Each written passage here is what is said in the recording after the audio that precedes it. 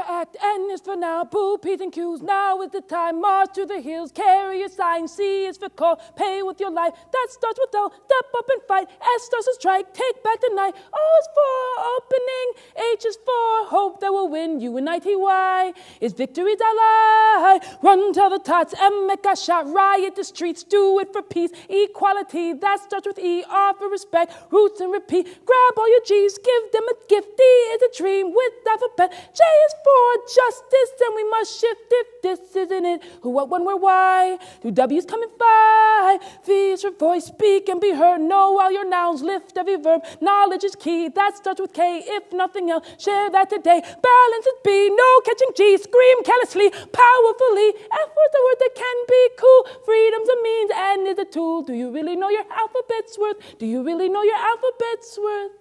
In the years before 5, we are expected to know the set of letters of our language. And this we call the alphabet. And there's always been many melodious melodies to help us remember these 26 letters of potential when their order have forsaken our memories, like A, B, C, D, E, F, G, H. History's big on lessons like words and tones may not break bones, but they sometimes beat down spirits, build up barriers. But note, the power of these individual seeds of knowledge can also be used to harvest history or railroad persons into prisons when unable to recite them backwards in the presence of the state. Martin says true power is the ability to affect change and achieve purpose.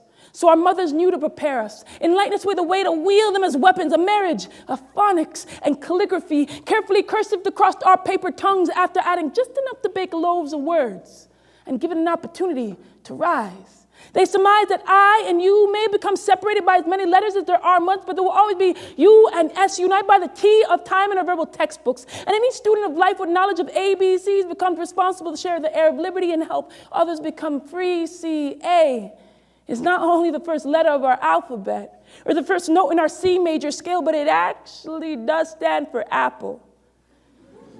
And as if they are God, some will forbid that we become poisoned with the knowledge that we are all equal, but we know better. And without hesitation, pick up the breadcrumbs as hard as stone that could lead us back to safety and use our tongues to sling them at our demons like our mothers taught us to. And their mothers taught them to. And their mothers were taught to do well before Uncle Sam squeezed Aunt Jemima's blood, sweat, tears to sweeten Peter's pancakes. With great power does come great responsibility.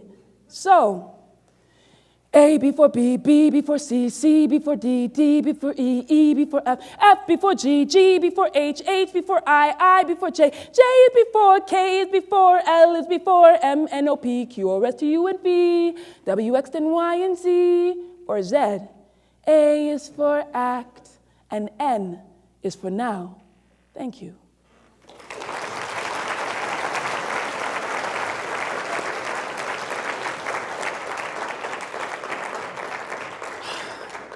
Wow, this is a large step for me. When I started doing spoken word a long time ago, I didn't necessarily have the tools that I needed. I could not have done this. But seeing as I got into spoken word and I learned more about the elements of effective communication, that made me the strong performer and spoken word artist that I am today. And not to toot my own horn or anything, but, pretty flat. So when I started out, I was in trouble. I would have what you would call a less than stellar life. As Sima was speaking of earlier, I was probably one of those young people living below the line of poverty and didn't really have a voice. And I'm looking out here at all these people and all these amazing people with ideas worth spreading and a voice and the ability to spread it that way. Some of us might not do so well publicly. Maybe writing is our thing. But we all have these ideas and ways to communicate them effectively.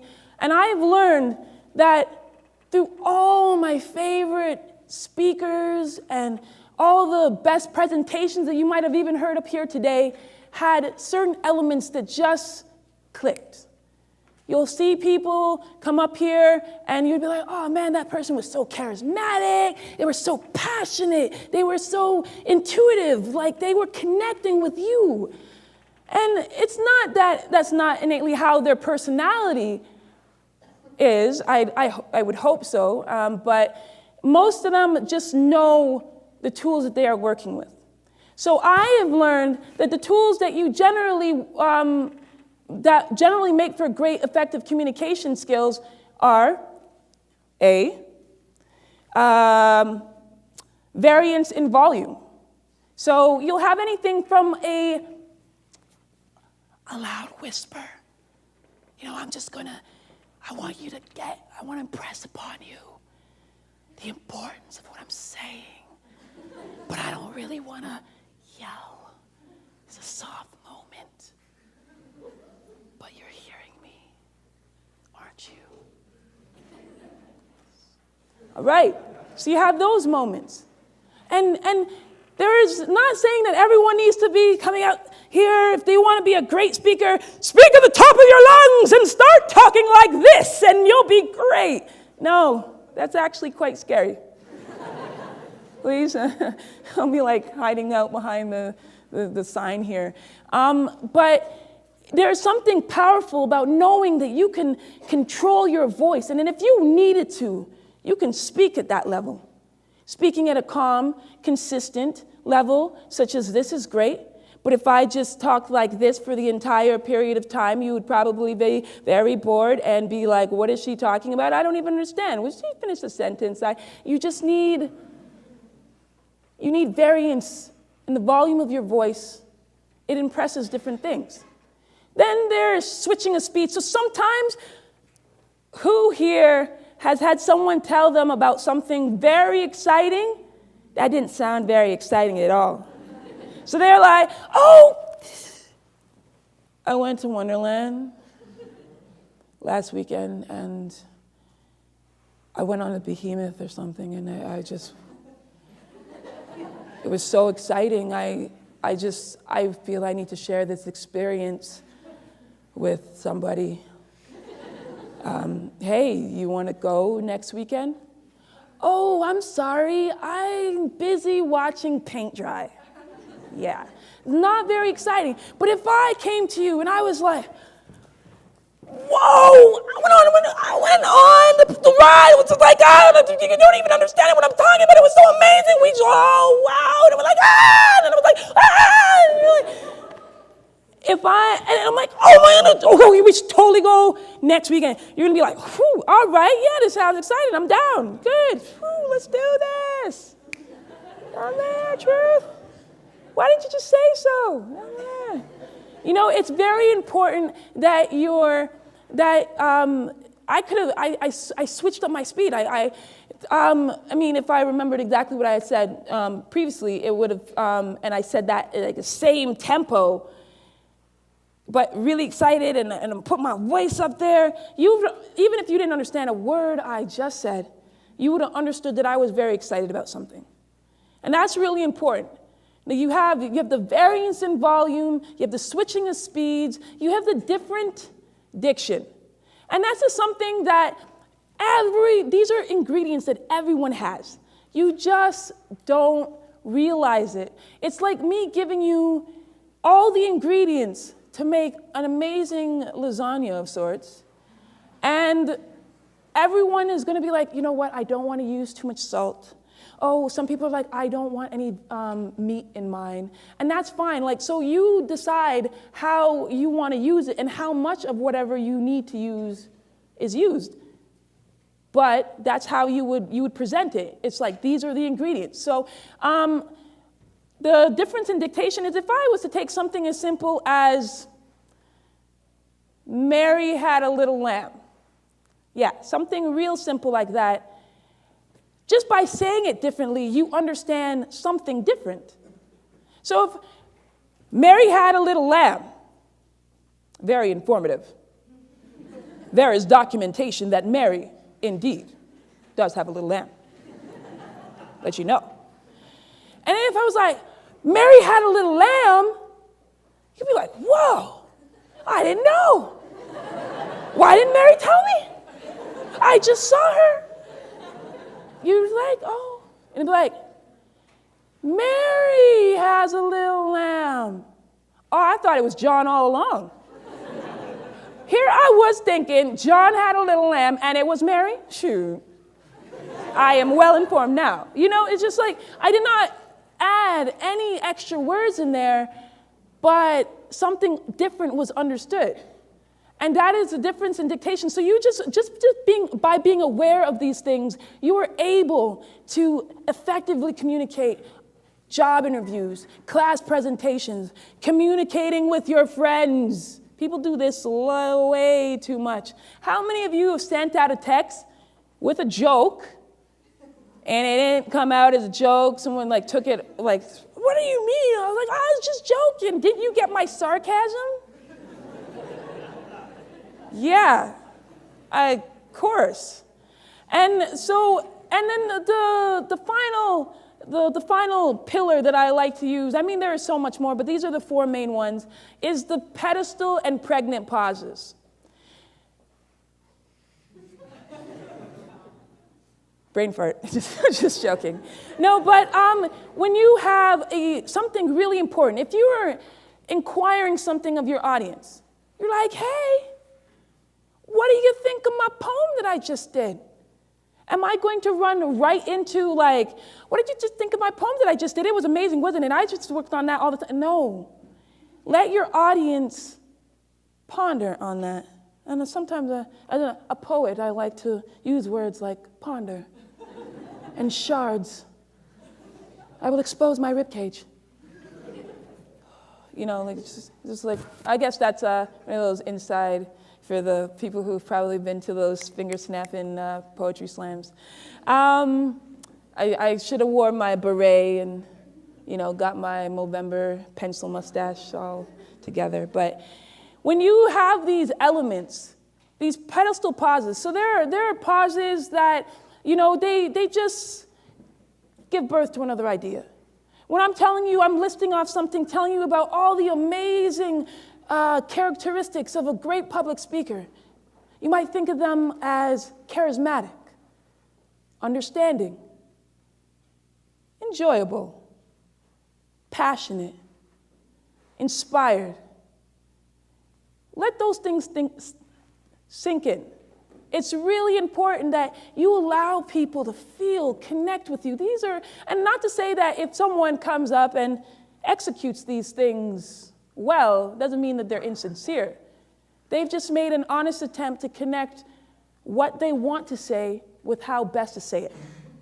So I'm not quite sure who here has been to a poetry slam. Can I get some noise? Some noise if you've been to a poetry slam? Oh, sorry. But if you've ever been to a poetry slam, you'll see all sorts of people coming from all walks of life, connecting on all these different levels. And here we are in this one room, sharing these great ideas, communicating effectively, and then we'll just have people throw up numbers. We'll be like, oh, so your soul is about a 7.3. Not just saying. I mean, you forgot the pause there, Truth, and so I would have gave you an 8.9, but hey. So, I mean, it's funny, that competitive aspect of it. But when I first came into spoken word, it allowed me to better communicate with people and allow me to be up on the stage and travel like I've never known. This is a relatively new form of communication, which people wouldn't even have thought of a while back. Now, it has been used to communicate with groups such as yourself. We have poetry slams to, you know, kind of connect with our competitive side, and open mics to share with just the things that just need to be said. And we are taking movements in terms of like providing windows of opportunity for youth to speak, which is really important. When I started, I didn't have that window.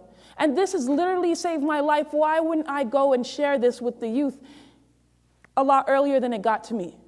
So in Guelph here, we have Guelph Spoken Word, an organization that I am a co-director of. And we put on monthly events. We put on poetry slams. We do workshops. We have youth performers, and we're connecting, engaging the community through spoken word, something which just connects with everyone.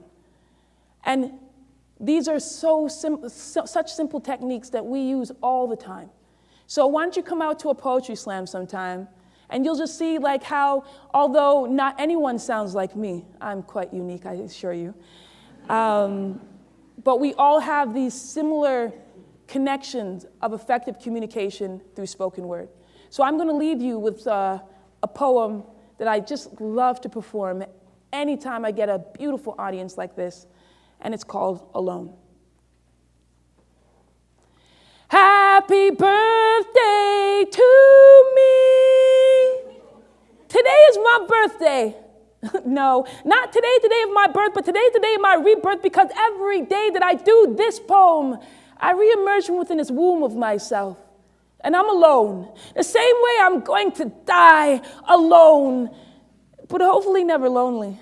See, I want the few who do and will know me to know that life knew how to hold me and that I died in her arms, right where I belonged, embracing, discovering every fold of skin. One could get lost in the cost is I will have to do it alone. And really, would it be any clearer if I said a God had wrote me a letter saying, truth is, Deanna, I gotta go. Because over 7 billion people that need directions or a miracle, and that's only on this earth. And what about the universe? And the unimaginable animals you can imagine don't believe in me. And there's a million more forests that need more ring because life is getting engaged to trees. And there's 200,000 more leagues under the sea that I got to keep a secret, because honestly, I see you all as destructive creatures.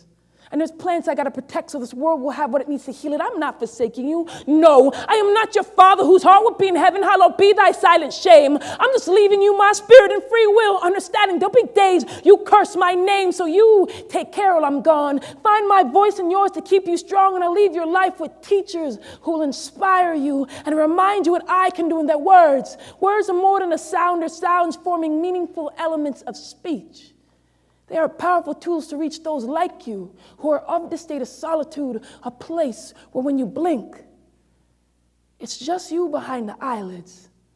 If I said this, if I told you that a God had wrote me a letter saying, truth is, ellipsis, I gotta go.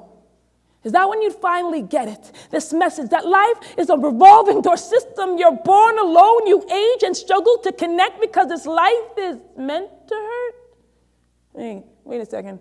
So you mean this life is meant to hurt like being considered 3/5 of a human being? Tattooed identification, deaf ears and assassinations like bloody broom handles, like empty yet distended stomachs, like emptied, then reloaded, then reloaded, then reloaded, then reloaded, then reloaded, then reloaded. Clips like unsolicited long journeys. And goodbyes? Like concrete beds and cardboard sheets, like ghettos, like glue and paper bag, check marks, straight bullets and landmines, the Willie Lynch plan, like being orphaned, like women and children being raped, like land being auctioned, having to sell yourself, like hate and closets? You mean to say this life is meant to hurt like a broken heart? And then you die? Alone? Okay, sound about right? Okay. Who here hasn't caught themselves asking their God, what's your problem? Yeah. Why are we faced with such plights? But there is no reply, because it knows that we know that if we are to keep this connection amongst the darkness, it's going to come through continuous communication and unity, equaling community through meshed fingers, rallies, and sincere apologies, followed by just action through head bobs. Yeah, I like this tune. Hugs, they're always free after the show. Kisses, not so much. I'm married, y'all. Sun settings and smiles.